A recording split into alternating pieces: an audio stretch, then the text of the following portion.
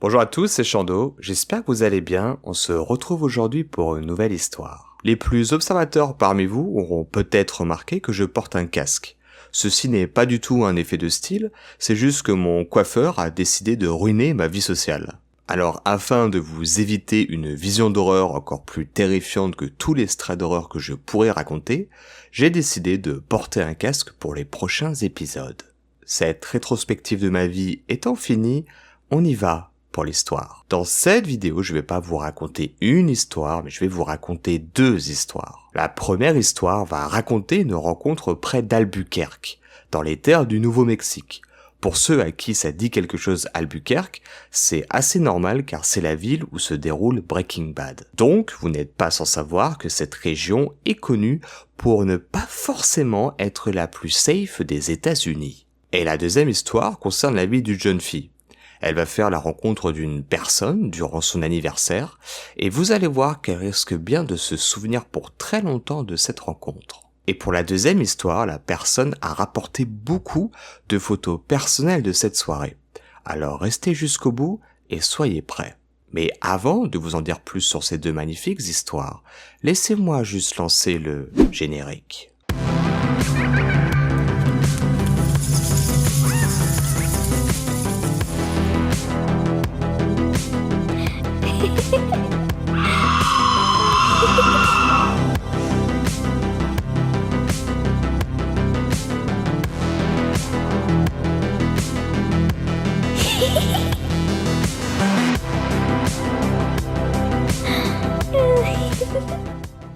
J'ai vécu au Nouveau-Mexique pendant plusieurs années avant de déménager dans le Midwest.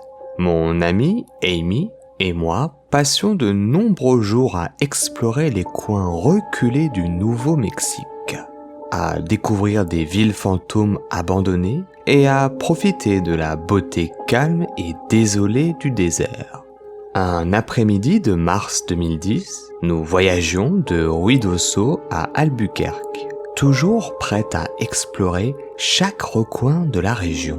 Nous avons emprunté une route secondaire plutôt que d'emprunter l'autoroute principale. Une étape de notre voyage nous avait amenés sur la NM55.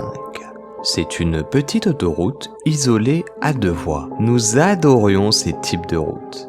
Enfin, jusqu'à ce jour.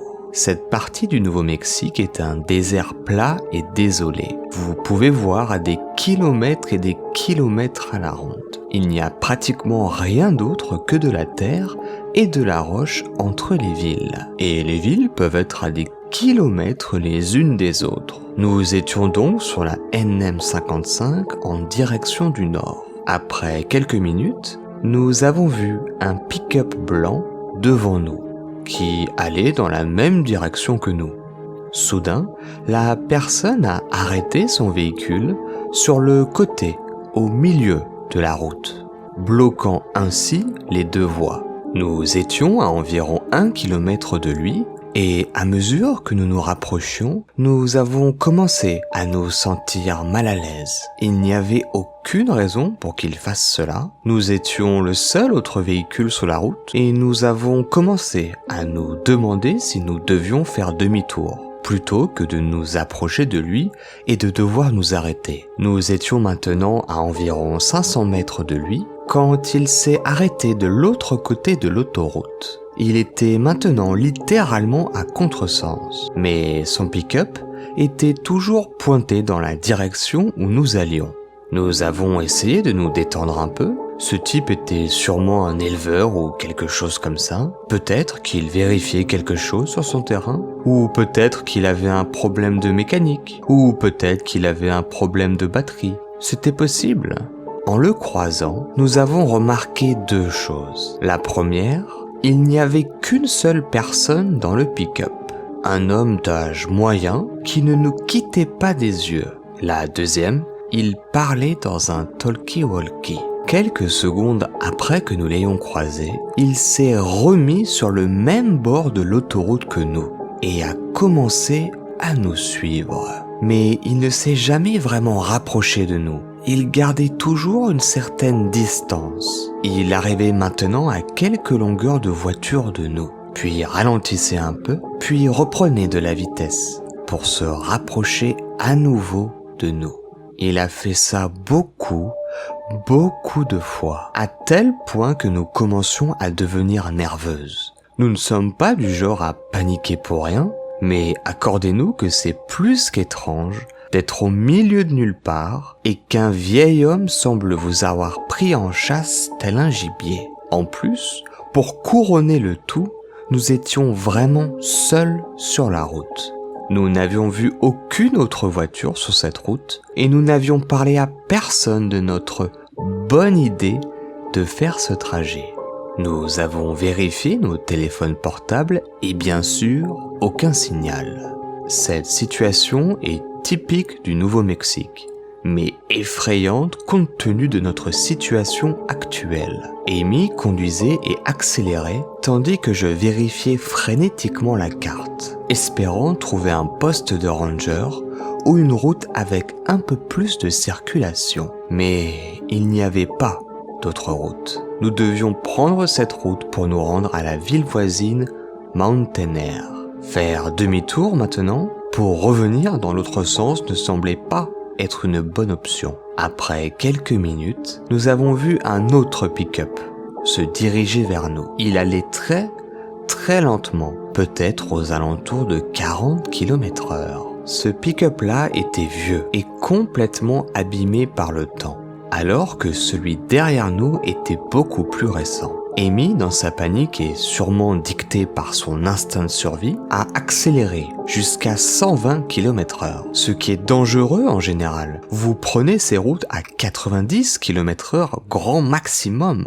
Nous avons fini par croiser l'ancien pick-up et à l'intérieur, pareil, un vieil homme avec un talkie-walkie. C'est peut-être juste le jeu du hasard, mais quand nous avons vu qu'il a braqué immédiatement pour se ranger derrière l'autre pick-up, il n'y avait plus de hasard. C'était tout sauf une coïncidence. On pouvait observer dans le rétroviseur l'homme parler dans son talkie-walkie. Nul doute que ces deux-là se connaissaient. Nous étions délibérément suivis et pour la première et la seule fois de ma vie, je me suis senti chassé. Ils sont restés juste derrière nous. Nous avons surveillé les obstacles sur la route. Nous pensions vraiment que le vieux pick-up aurait pu installer un piège sur la route et que notre véhicule serait rapidement neutralisé d'une manière ou d'une autre. Nous avons pensé à conduire hors de la route. Nous étions dans un SUV. Alors, pourquoi pas ? Mais c'était trop risqué. Nous avions peur de ce qui se passerait si nous sortions de la route et étions par la suite coincés entre leurs griffes. Donc, nous sommes restés sur l'autoroute. À ce moment-là, le gars du pick-up était quasiment à notre niveau. Nous pouvions le voir parler dans le talkie-walkie. Et il est resté juste derrière notre SUV, à la limite d'égratigner la voiture. Le pick-up blanc se rapprochait de nous, petit à petit, doucement mais sûrement. Ses multiples manœuvres et ses rapprochements ont rendu évident qu'il essayait de nous percuter. Je l'ai regardée, impuissante, arriver à quelques centimètres de notre pare-choc arrière. Amy a encore accéléré. Nous dépassions maintenant les 140 km/h. La route était plate et déserte, mais la moindre petite erreur aurait été catastrophique. C'était peut-être ça qu'il recherchait, qu'on commette finalement une erreur. Le pick-up s'est alors engagé dans la voie opposée et a commencé à prendre de la vitesse. La seule chose à laquelle nous pouvions penser était qu'il voulait nous dépasser et se mettre devant nous. S'il jamais il arrive à se mettre devant nous, alors nous serions enfermés, piégés, et puis j'ai pas du tout envie de penser à ce qui pourrait nous arriver ensuite. Nous avons regardé frénétiquement le désert rocheux des deux côtés de nous. Notre dernière option était de tenter le diable et de faire du hors-piste.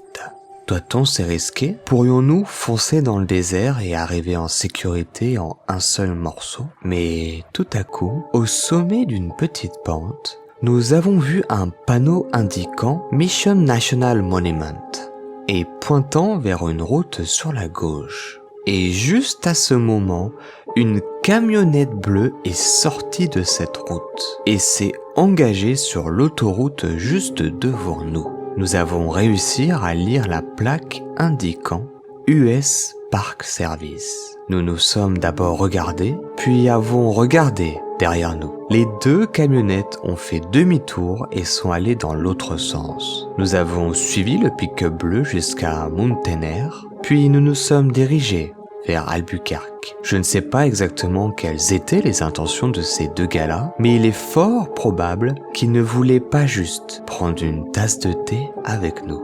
Il y a vraiment quelque chose qui ne va pas dans cette partie de la région. Peut-être sommes-nous entrés dans le territoire des laboratoires de méthamphétamine. Peut-être sommes-nous entrés dans le territoire de Gustavo. Mais comme cela s'est produit sur une route réelle, plutôt que sur une petite route de campagne, j'ai tendance à écarter la théorie du laboratoire de meth. Peut-être sommes-nous entrés tout simplement en contact avec un futur tueur en série, ou peut-être que je regarde beaucoup trop de séries. Et c'est ainsi que s'achève notre première histoire. Sans vous faire attendre une seconde de plus, on est parti pour la deuxième histoire. À la fin de l'année dernière, j'ai eu mon 21e anniversaire. En plus de le fêter avec mes amis, la mère de mon petit copain voulait aussi qu'on fasse quelque chose pour célébrer tout ça. Alors sa mère a pris les devants et a réservé une table dans un bar du centre-ville pour samedi soir. On arrive donc à ce samedi soir et il y a beaucoup de circulation. Rien de bien anormal pour un samedi soir en centre-ville. Sa mère et moi, nous nous garons dans un parking et nous devons marcher pendant 5 pâtés de maison jusqu'au bar où nous allons retrouver mon petit ami et tous les autres. Donc nous commençons à marcher et nous arrivons à un passage piéton. Le feu est au rouge, donc nous devons nous arrêter et attendre. Il y a peut-être 8 personnes qui attendent avec nous. Je me tenais patiemment là à m'occuper de mes propres affaires quand soudain j'ai remarqué cette fille debout à côté de moi. Elle m'a surpris pour être honnête. 1, à cause de la façon dont elle est apparue de nulle part et 2, à cause de la proximité qu'elle avait avec moi. C'était presque comme si elle essayait de se blottir contre moi. Vous savez, comme quand un petit enfant est timide et essaye de se cacher derrière ses parents. Ouais, c'est comme ça qu'elle était.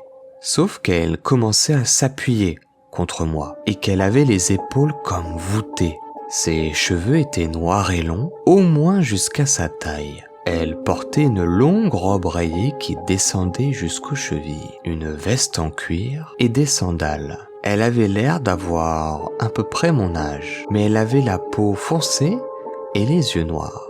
Sa tenue vestimentaire était normale, mais elle n'agissait pas normalement. Elle était vraiment bizarre et n'arrêtait pas de se boucher le nez, comme si elle sentait quelque chose de mauvais. Et elle regardait autour d'elle avec inquiétude, comme si elle s'attendait à ce que quelqu'un surgisse et l'attrape. Pour être honnête, elle agissait comme un animal effrayé, mais son attitude était vraiment étrange. Ses yeux semblaient sans vie et son visage ne contenait aucune émotion. Alors, n'aimant pas à quel point elle se rapprochait de moi, j'ai fait quelques pas sur le côté. Et devinez quoi? Elle m'a suivi. J'ai en quelque sorte pensé que c'était vraiment bizarre, mais j'ai donné à la situation le bénéfice du doute. De plus, le feu est devenu vert juste après qu'elle se soit rapprochée de moi. Alors j'ai pensé que je n'avais pas à m'occuper d'elle parce que nous marcherions chacun de notre côté. Mais pas du tout. Elle a traversé la rue et les premiers pâtés de maison avec moi. Peu importe le nombre de fois où elle a failli se perdre dans la foule, elle se précipitait à nouveau juste à côté de moi, tout en se bouchant le nez et en regardant partout. Elle m'a fait me sentir bizarre. À ce stade, la mère de mon petit ami a confronté la fille en lui disant « Hé, as-tu besoin de quelque chose? Ça va ou quoi ?» À quoi la fille lui a répondu « Ce n'est pas sûr ». Après avoir dit ça, elle a lentement levé la tête et m'a regardé. Sa bouche tremblait. Je n'arrivais plus à savoir s'il s'agissait de la peur, de la folie ou de l'excitation. La mère de mon copain m'a attiré vers elle et m'a murmuré à l'oreille « Marche plus vite et ne la regarde pas, je veux voir si elle nous suit ». C'est exactement ce que j'ai fait et devinez quoi ? Elle nous a suivis jusqu'au bar. J'ai paniqué intérieurement tout le long du chemin. Nous arrivions enfin au bar. Elle nous a suivis à l'intérieur et s'est assise à notre table. Mais elle s'est assise du côté le plus éloigné de la table. J'ai pris une photo tellement j'étais choqué de la situation. Elle a commencé à se déplacer. Je n'y faisais pas vraiment attention car je discutais avec mes amis. Mais quand j'ai tourné la tête, elle avait réussi à se rapprocher d'un siège plus près de nous. Et elle m'a regardé juste avec cette expression vide sur son visage. Cette action a été l'action de trop. La mère de mon petit ami s'est levée et allait parler aux videurs. Elle leur a expliqué toute l'histoire. Les videurs arrivent, disent à la fille qu'elle doit partir immédiatement et elle commence à se disputer avec eux. Je n'ai pas vraiment réussi à entendre toute la conversation, notamment à cause du bruit de la musique, mais j'ai réussi à percevoir quelques bribes de la conversation. La fille leur demandait pourquoi elle devait partir. Elle disait qu'elle nous connaissait, qu'elle voulait juste prendre un verre avec nous. Elle a commencé à devenir vraiment agressive une fois qu'il lui a dit que cette table était réservée à nous et à notre groupe, dont elle ne faisait pas partie. Et au moment de sortir du bar, elle m'a regardé. Mais cette fois, c'était différent. Ses yeux n'étaient plus vides de vie, plus alarmés, plus peureux. Non, ils étaient animés. Elle m'a regardé avec un regard que je ne pourrai jamais oublier. C'était un mélange de malice et de folie. Je ne sais pas si c'était une fille droguée ou une fille qui m'avait pris pour cible pour faire je ne sais quoi, mais ce qui est vraiment sûr, c'est qu'elle était vraiment un danger pour nous tous ce soir-là. Et c'est ainsi que s'achève la deuxième et dernière histoire de notre vidéo. Si vous avez aimé la vidéo, n'hésitez pas à la liker, la partager et la commenter. Et si d'aventure vous souhaitez soutenir davantage la chaîne, le meilleur moyen reste encore de vous abonner, d'activer la petite cloche et de me suivre sur mes autres réseaux comme Instagram, TikTok ou Discord. Tous les liens sont dans la description. Quant à nous, on se retrouve très bientôt pour une nouvelle histoire. C'était Chando. Portez-vous bien. Ciao.